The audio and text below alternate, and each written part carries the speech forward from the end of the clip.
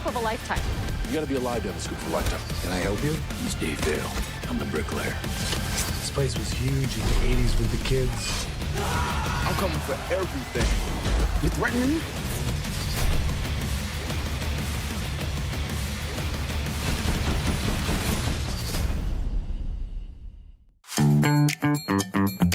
Are you ready for an exciting word adventure?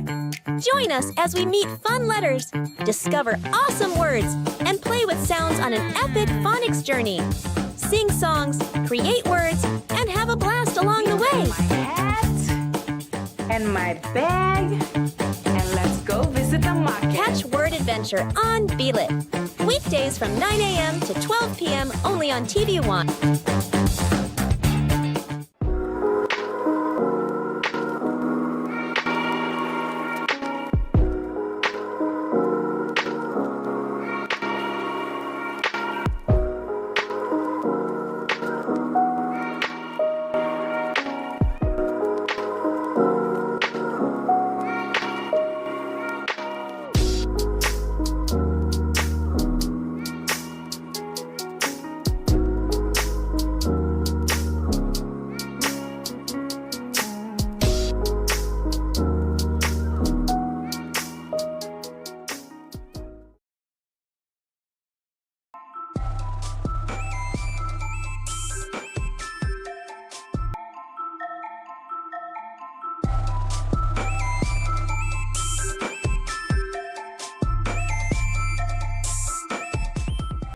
The TV1 News is proudly brought to you by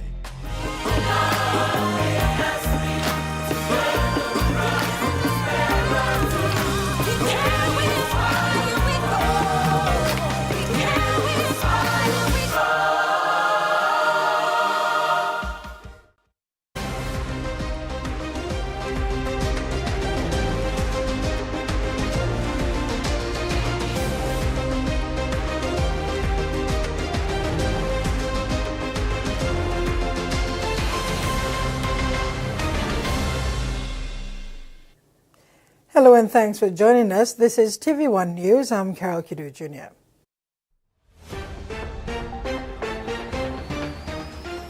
In this edition, James Marape overcomes vote of no confidence, NCDC funds Motu Koita election, and local software company acquires asset management contract.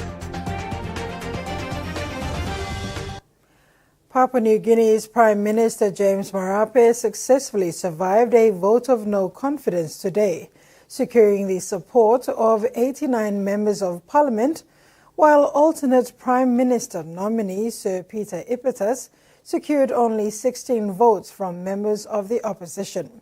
This outcome follows weeks of political uncertainty and underscores his continued leadership in the country.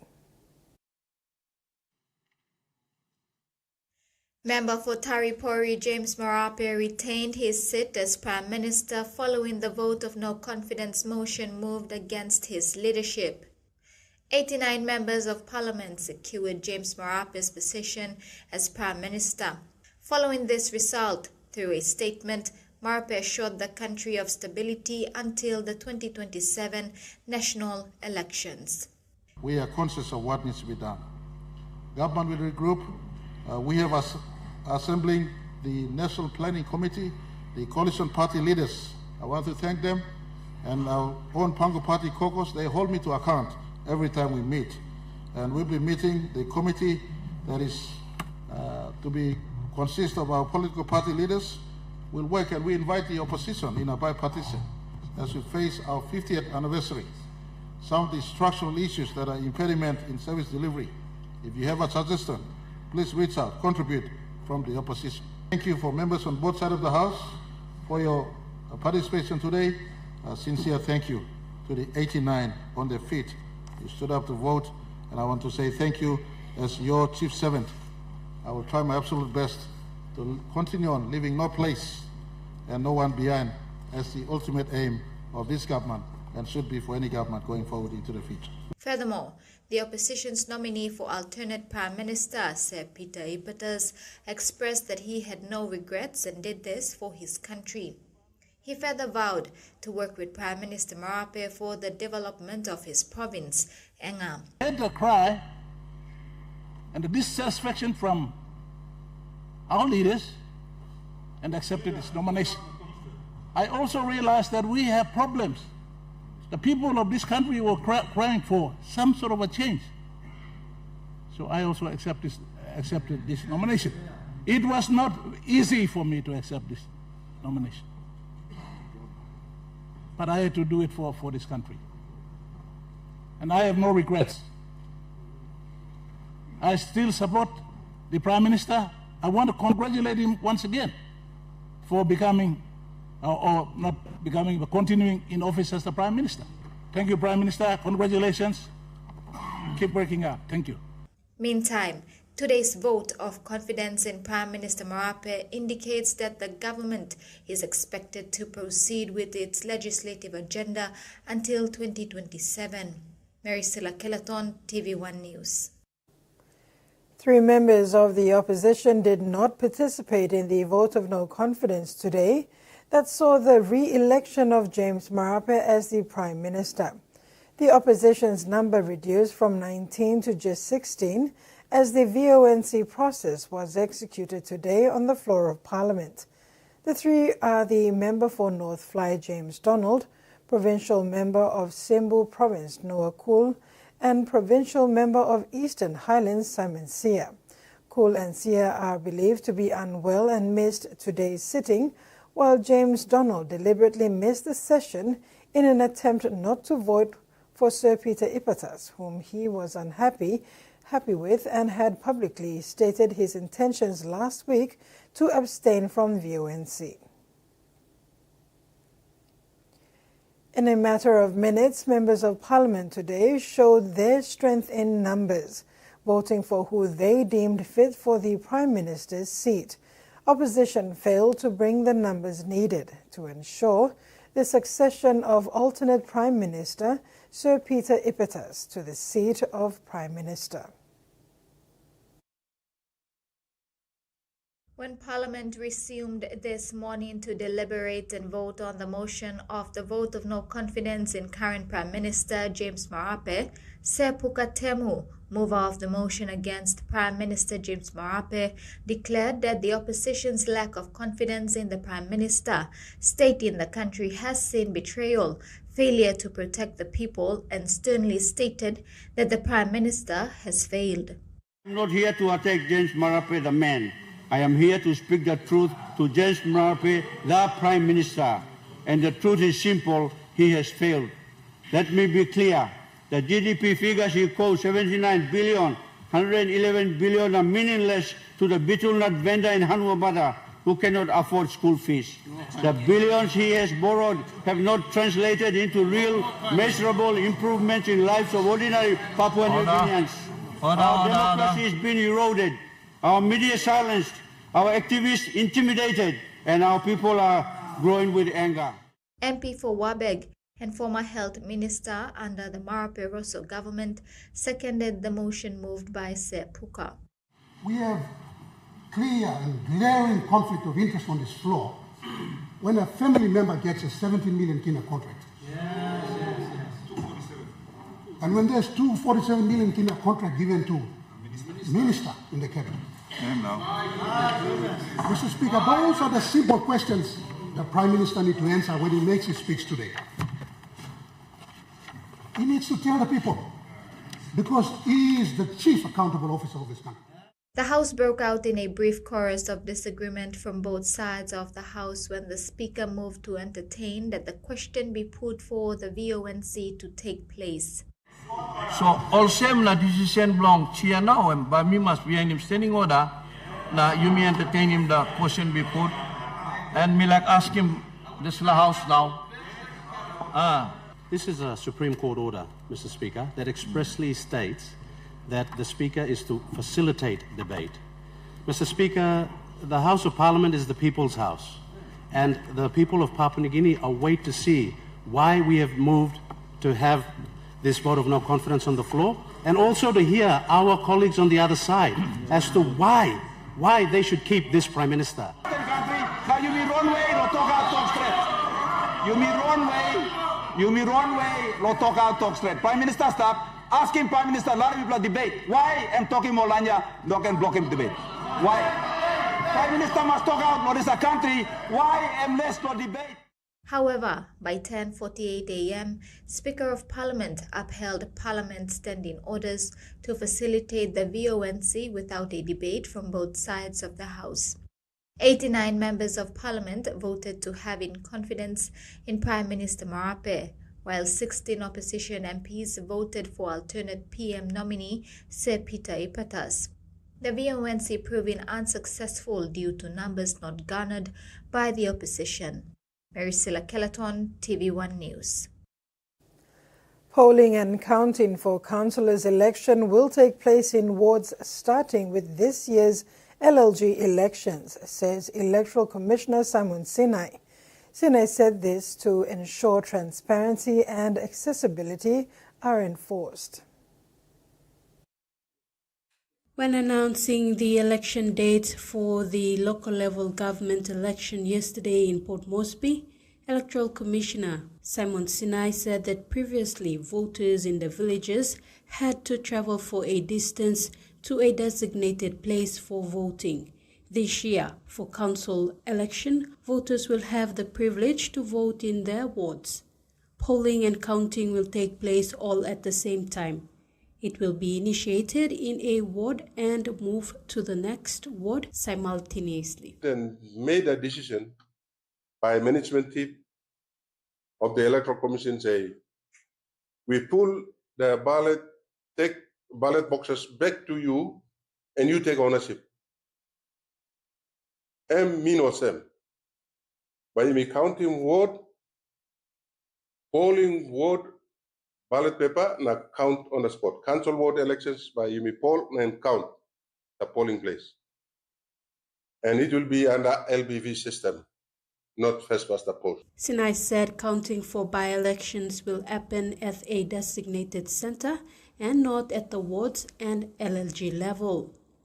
We'll have separate counting center, but polling in the same location. Presiding officer will be located inside the polling station with their own ballot papers, and you're going to receive 3 ballot papers. This president election for the Highlands, 7 including Morobe, all council win, Nibla poll account, now I'm finished. President, all bago campaign now. Elect team law chamber. He said a polling and counting for the councillors, presidents and by-elections will take place within 14 days. Therefore, he urged the community to work with the election officials to ensure transparency is upheld during the election. The rest of the country. And by box lawyer, next. Now we are going to have 14 days polling, not 1 day poll, count, go to the next poll and count, go to the next poll and count, go to the next until we finish.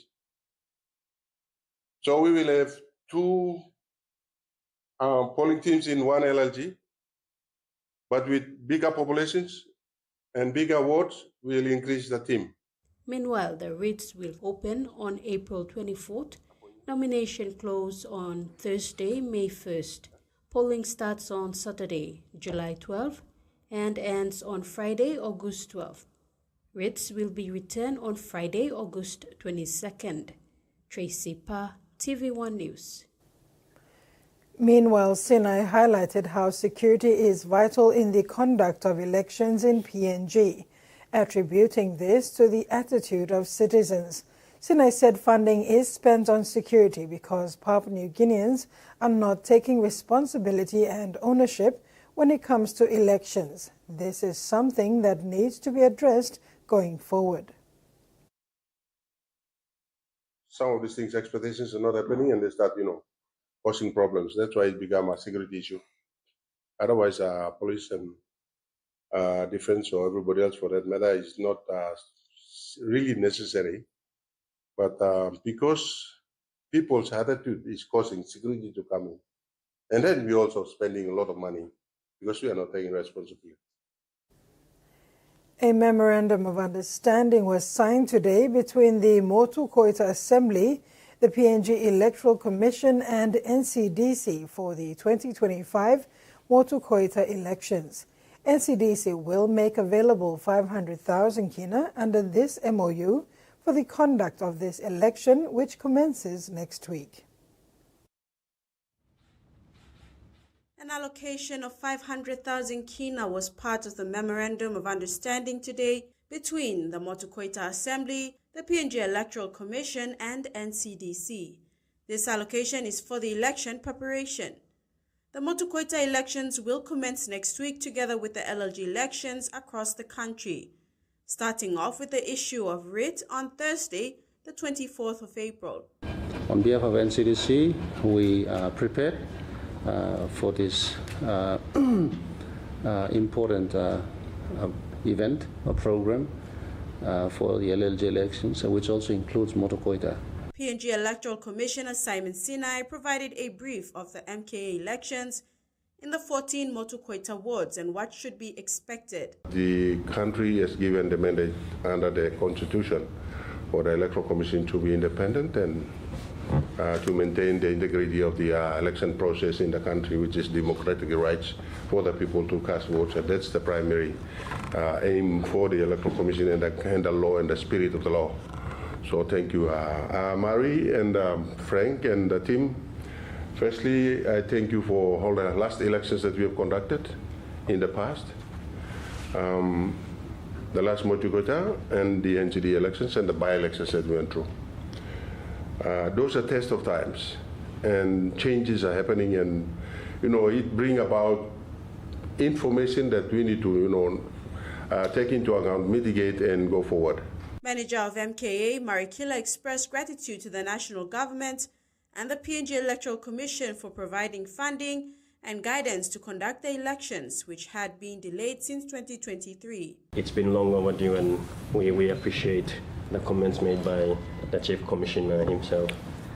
We've encountered a few challenges since 2023, hence the delay until today, and we hope in the spirit of the MOU that we signed today, the elections will progress. And in saying that, we also thank the national government for pushing this agenda, and we are so deeply, we deeply appreciate City Manager and the Governor and the Board of NCD for coming on board again with 500,000 kina support. The people of Motu Koita have been encouraged to prepare for the elections as they work with PNGEC and NCDC to ensure a free, fair and transparent electoral process. Jasmine Rajak, TVWAN News. You're watching TVWAN News. Stay tuned for more stories after the break.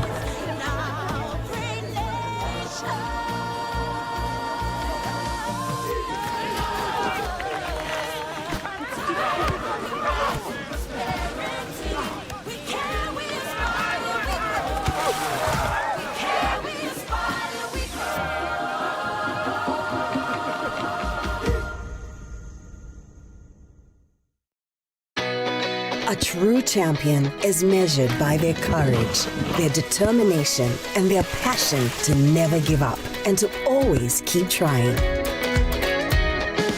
With a delicious Milo in milk taste and added nutrients, Milo in milk is a great way to fuel our little champions with nourishing energy every day. Because true champions give it their all. Milo, PNG and Mia. Find PNG made. Open bets.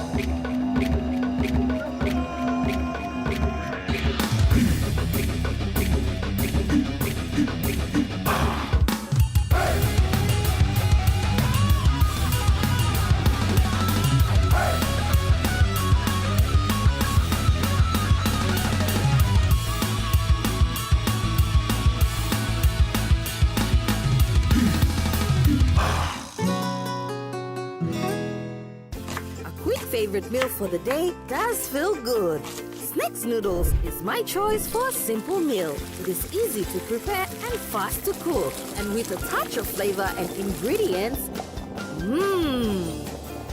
quality noodles that can be cooked and enjoyed in many different ways. You see, my whole family loves it. It's made here in PNG and comes in different pack sizes. Snacks noodles, tastier but you like it more.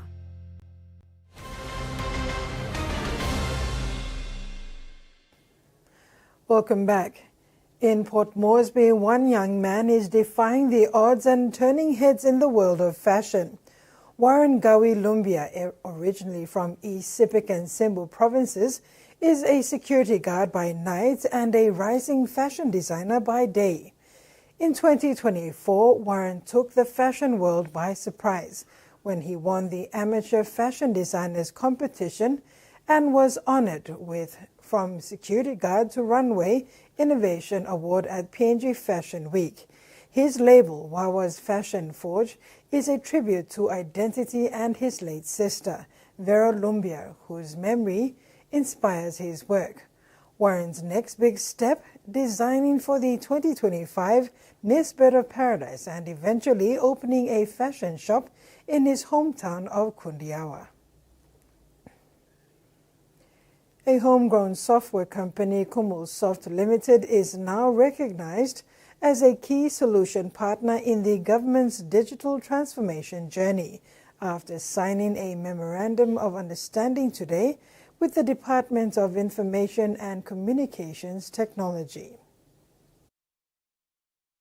The Department of Information and Communication Technology signed a memorandum of understanding today with the Kumulsoft Limited to roll out Kumulsoft's fixed assets management system to the entire government sector. Secretary for DICT Stephen Matainaho acknowledged the partnership as it is the first time DICT has collaborated with a homegrown software company like Kumulsoft Limited. What's made Kumulsoft ideal to partner with the Department of ICT is that with their fixed asset management system, they're running across, I believe it's over 40 government agencies engaged, and there's potential for us through additional exploration, first of all with cloud hosting, but also looking at the architecture of the system where we could start piloting it as a shared service across the whole of government. So Kumulsoft stated their commitment to implementing the fixed assets management system as per DICT standards. We've been facing a lot of challenges to bring this product up to this level, and bringing it into the government cloud was not easy for us as well, because we need to tick the government's requirements to get into the government cloud. So. And now we are shaping this entire product as a shared service, that is a software as a service SaaS platform, and with the great help of DICT, we are going to make it available for all the government departments very soon. I'm sure that we are going to meet all the requirements, the standards that DICT has defined for us, and the software is going to, the vision is to give a very clear, efficient, transparent, and acceptable system to all the government departments. Kumulsoft Limited is also in partnership and trusted by various organizations, including the Department of Justice, Department of Treasury, Department of Prime Minister, Central Provincial Government, and Western Highlands Provincial Health Authority. Jasmine Irajak, TVWAN News. Western Province will see more nursing officers and community health workers in the near future as Rumginai School of Nursing remains committed to train and equip health professionals. The Rumginai School of Nursing in North Fly, Western Province held its 50th graduation ceremony on Friday, April 11th, 2025, where 23 students graduated. Currently, the school is offering both CHW and Diploma in General Nursing program to ensure the development plan of Fly River Provincial Government is achieved for improved health delivery services in Western Province. Papua New Guinea has officially welcomed a new player in the financial sector. The National Banking Corporation, or NBC, was launched on Thursday, April 10th at the APEC House in Port Moresby, marking a significant turning point in the country's banking landscape.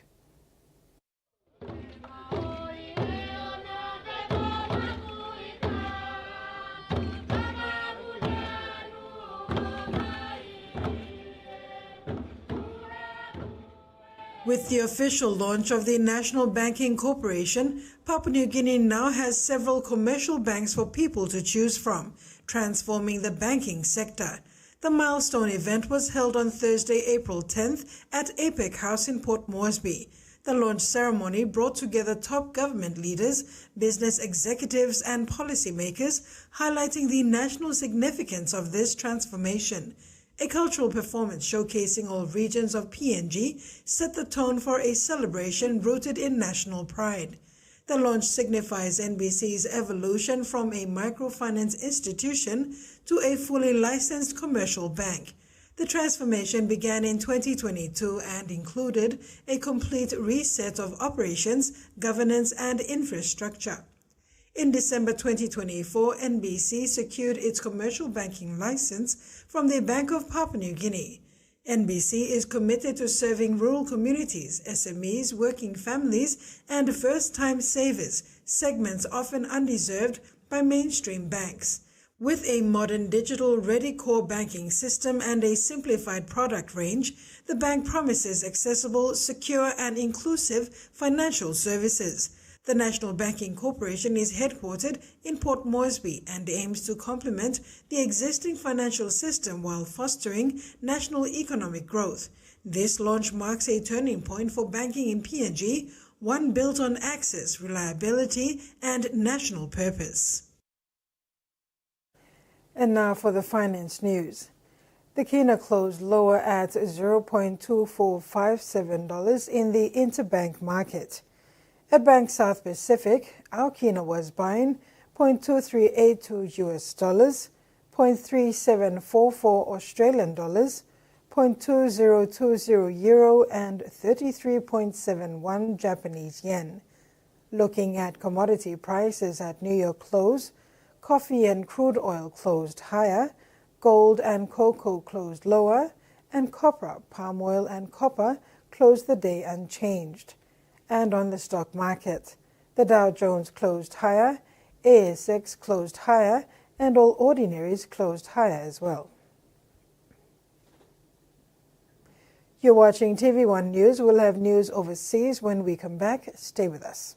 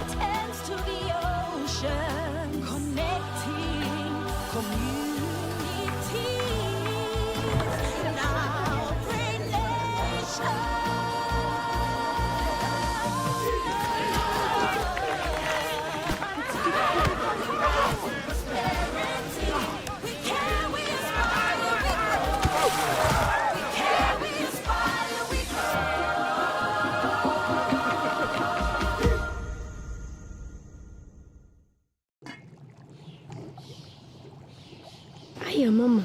You wait then, but me add him special flavor. Put in more flavor, put in more taste. Magic kakaru, get up a big smile on face. Time cook him chicken, a great Motu. Sip, sip, the moo, yes, magic on you. Maggi, the taste PNG loves. These two are creeping into your personal space. Why don't we send them packing?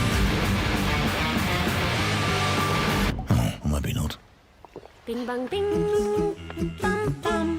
Boom! The One Talk jackpot is rolling over week on week. 750,000 kina. Get your tickets now. Draws every Friday at 7:30 p.m. Play now at 321lotto.com.pg or any of your 321 authorized retailer. 321. Win big every day. Curly.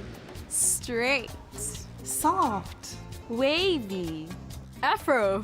Short. Long. Healthy. Palmolive Naturals for naturally beautiful hair. It's formula infused with extracts like coconut oil, aloe vera and avocado to enhance your hair's natural beauty, giving you naturally beautiful hair that always looks gorgeous and smells great throughout the day. Palmolive Naturals. Have a great hair day.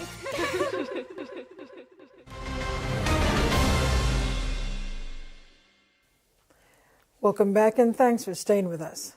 Turning abroad, some Australian companies are being caught out by the higher tariffs being put on China by US President Donald Trump. Businesses that manufacture in China say they are unsure how long they can continue. These companies I've spoken to are facing tariffs of up to 145%, not the 10% we have been saying is applying to Australian exports. And that really comes down to the fact that there are many companies here in Australia that manufacture their goods in China. I've spoken to a swimwear company that sells a lot of swimwear into the United States market. They think that they're going to get the far higher tariffs because they make these garments in factories in China.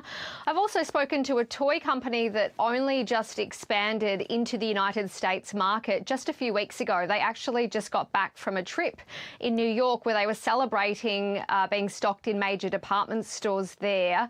Here is a little bit of that company owner speaking to me. So most Australians think Aussie businesses only have a 10% tariff. Why do you have so much more? So our products are manufactured in China, and at the moment the tariffs are being hit. The tariffs being hit worse is the country China. So that means your products going from China production to the States will be 100%. 104% correct. And even if it was shipped from Australia, as long as they are manufactured in China, you would still be hit with that. And now it's all up in the air because who bears the cost of the tariffs? It just changes the game for us completely. So I've reached out to Austrade, the department that runs export negotiations overseas, and they haven't actually explicitly confirmed this situation to me for this story. I also put in a request to US authorities and didn't get a reply. However, I have spoken to several trade experts and they confirmed that unfortunately these companies do have the right advice, that they will be facing the far higher tariffs on their goods when they go to the US because they're made in China. Here is one of the experts that I just spoke to. The tariffs are going to be imposed on the basis of the origin of the products, not on the residency of the company.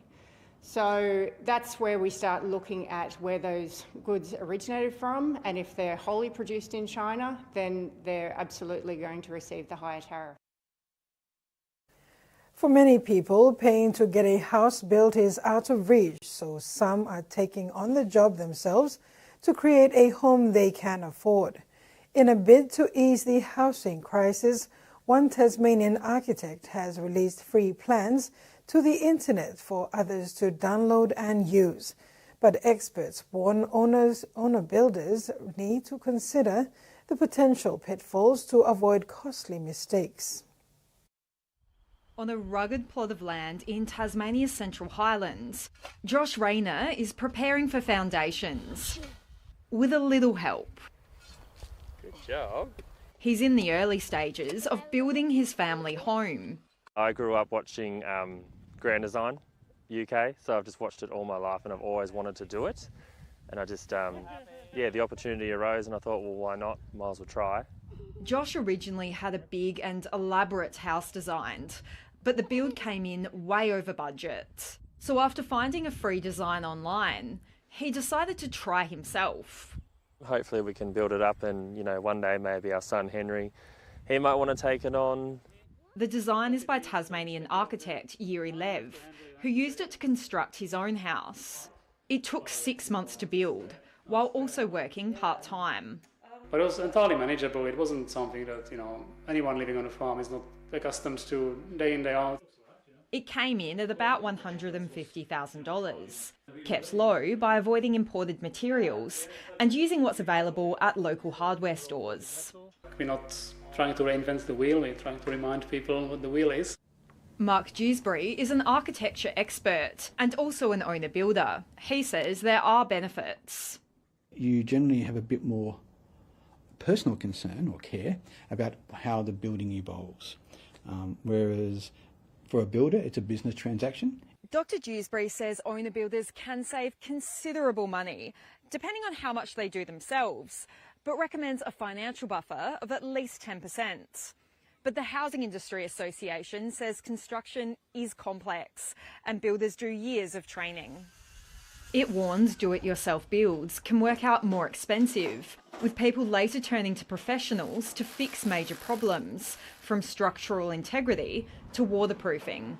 Unless you're living and breathing this on a daily basis, you can get yourself into a lot of trouble, and then the consequences of that are very severe for owner builders.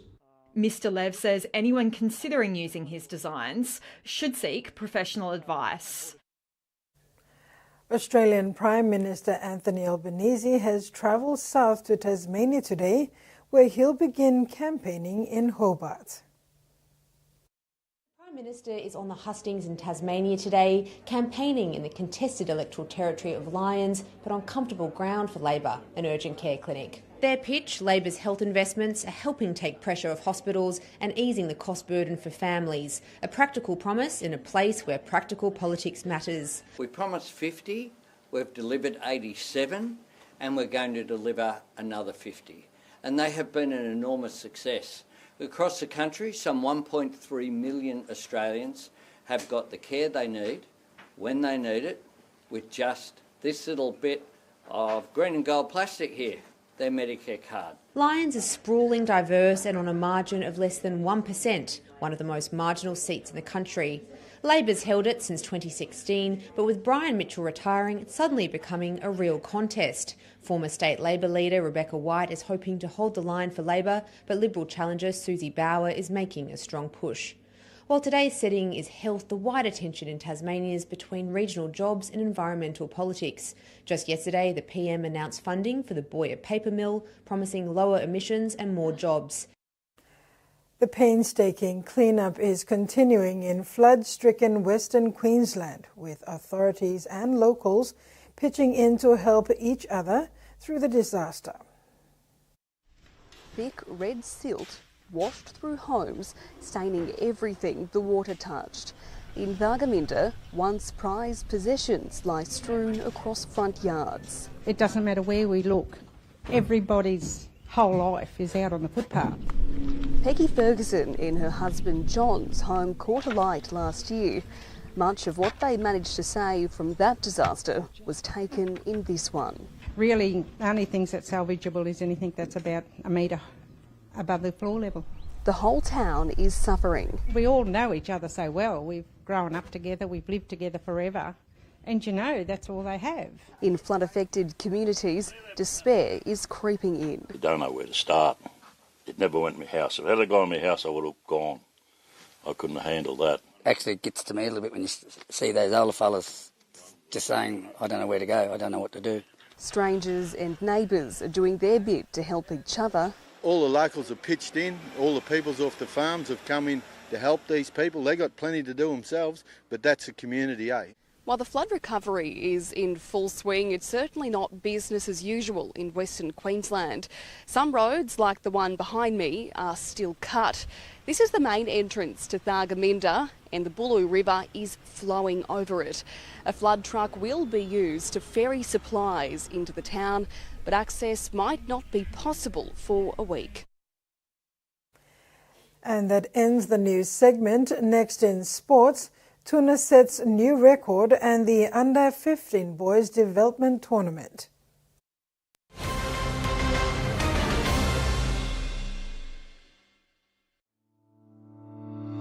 Hurry PNG and enter today to be considered for the 2025 Power Play PNG Awards. Brought to you by ExxonMobil and the PNG LNG project, These awards recognize exceptional Papua New Guineans making significant contributions in the LNG and decarbonisation industries. Could you be Papua New Guinea's next great power player? There's only one way to know. Enter now to find out.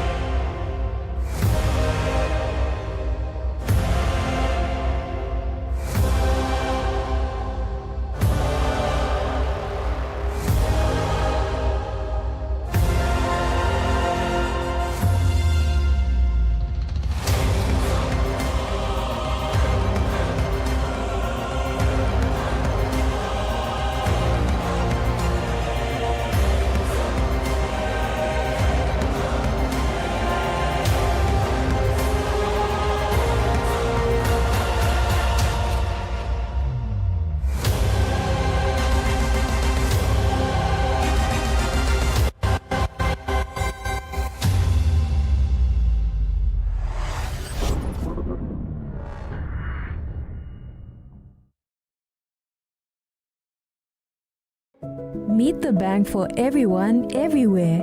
As People's Microbank, we were proud to be a bank for the people. Now as National Banking Corporation, we are bringing modern banking to all in Papua New Guinea.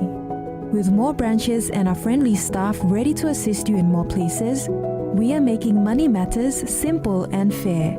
So wherever you are, however you say it, say hello better banking.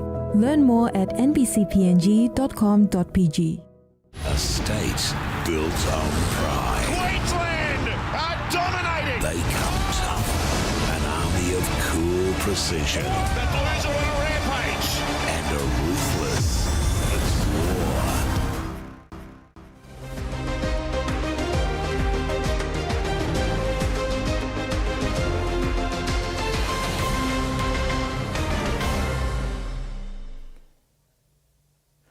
Welcome back. Timothy Tuna propelled into the record books on Sunday in the 200-meter race, setting a new national record of 20.75 seconds in an event for which his father, Takale, held the record for 20 years from 1989 to 2009. Running on the new track at West Texas A&M University Canyon in a high-quality field, Tuna set the pace in lane 8 and was overhauled in the closing stages by Ghana's James Dadsey, who holds his country's national record with a time of 19.79 seconds, run in 2023. Athletics PNG President Tony Green, in congratulating Tuna, said this was a very significant improvement for Timothy, but not a total surprise given his recent form.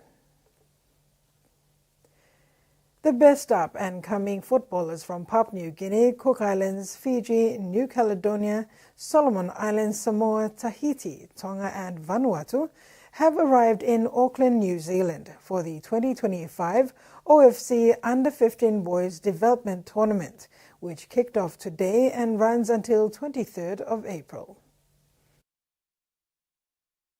Now in its third edition, the Oceania Football Confederation Under-15 Development Tournament provides young Pacific footballers with a chance to experience an international tournament format without the pressure of trying to qualify for World Cup.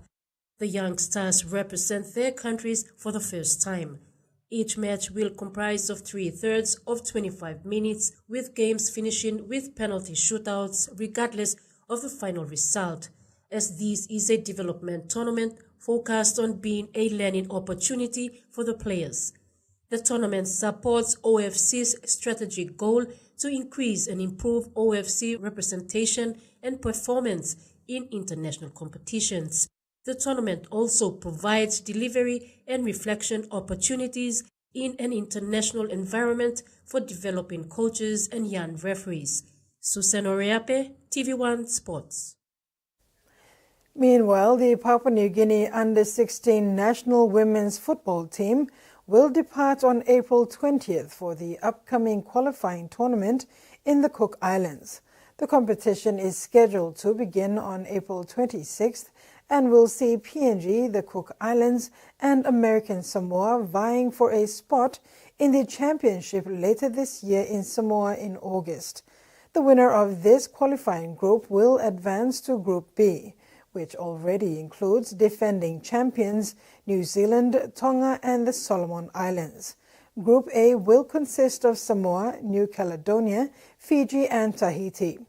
The PNG team, including coaches, have shown great dedication, fostering a strong team spirit. The PNG NRL Bid National Schools Tournament that brought together 6 regional school-based teams across 3 divisions has lived up to expectations. PNG RFL Pathways and coaching manager Joe Grimmer has praised the tournament, stating that creating a tournament such as this is crucial to the future development of our best young male and female players. Get up to play the ball 10 inside. The newly created PNG NRL Bid National Schools Tournament, recently concluded in Goroka, Eastern Highlands Province, has been hailed a success. The tournament has provided high-level competition between the best youngsters in the country, has created another important addition to the junior pathway system in the country. The teams competed across 3 divisions of Year 7 and 8 boys, Year 9 and 10 boys, and open female school girls. The 6 teams competed in pools of 3 where NCD, NGI, and Central Pool A, and Ley, Mount Hagen, and Goroka Pool B. Pool matches have been completed with tough matchups expected in the finals at the National Football Stadium in Port Moresby on Saturday, 10th of May. Ley boys teams dominated, going undefeated in Pool B. NCD will feature in 2 grand finals with the under-18 boys and open female schoolgirls both making the finals. PNG RFL Pathways coaching manager Joe Grimmer said it has been great to watch the young players in action and know that they have benefited enormously from the tournament experience. Susan Oriape, TVWAN Sports. Port Moresby Corporate Volleyball Competition has announced the launch of its highly anticipated Super Challenge, schedule set for Friday, 18th April 2025. This revamped version of the State of Origin Industrial Challenge brings together some of the best volleyball talents from across Port Moresby's corporate and government sectors. The atmosphere at the Taram Aquatic Centre volleyball courts is full of excitement as players representing various corporate and government agencies are set for Super Challenge under the banner of 6 powerhouse squads. They are Mighty Whalers, Fearsome Sharks, Slithering Eels, and Electric Stingrays. The Super Challenge isn't just another tournament. It is a platform to identify and showcase top-tier players who can go on to represent the Port Moresby Corporate Volleyball Competition and its affiliated companies and organizations in upcoming national and regional championships. The Super Challenge aims to foster teamwork, build friendships, and encourage cross-company collaboration. Players will gain the opportunity to learn from seasoned athletes, sharpen their skills, and grow through high-level gameplay alongside peers from different industries. The stage is set for Friday, April 18th.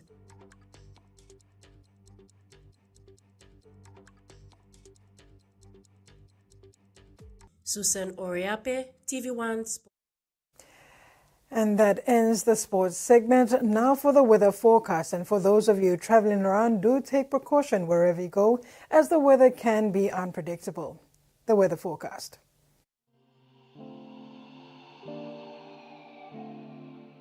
Southern region, Port Moresby, partly sunny to cloudy with evening heavy showers, then rain and possible thunderstorms. Momase, Ley, cloudy with occasional evening heavy showers, then rain and possible thunderstorms. Medang, cloudy with evening heavy showers then rain. New Guinea Islands, Kimbe, cloudy with evening widespread heavy rain and possible thunderstorms. Buka, cloudy with evening heavy rain and possible thunderstorms. Highlands, Mendi, Tari and Wabeg, mostly cloudy with evening widespread heavy rain showers and possible thunderstorms. Ocean forecast. Coral Sea, seas slight to moderate with southeast to southwest winds of 10 to 20 knots with gusts over the southern sector. Solomon Sea, seas slight with southwest to westerly, tending clockwise winds of 10 to 15 knots. Bismarck Seas, seas slight with northwest to northerly winds of 10 to 15 knots. Pacific Ocean, seas slight with north to northeast winds of 10 to 20 knots with gusts. And coastal waters. Waters of Finchafen through Vitiers Strait to Siasi and Long Island to Medang, and waters of New Ireland to East New Britain to Bougainville, seas 0.5 to 1.5 meters.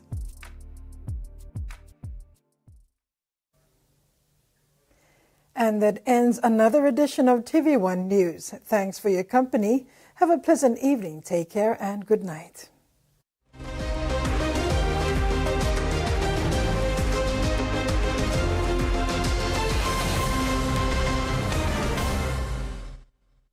The TV1 News was proudly brought to you by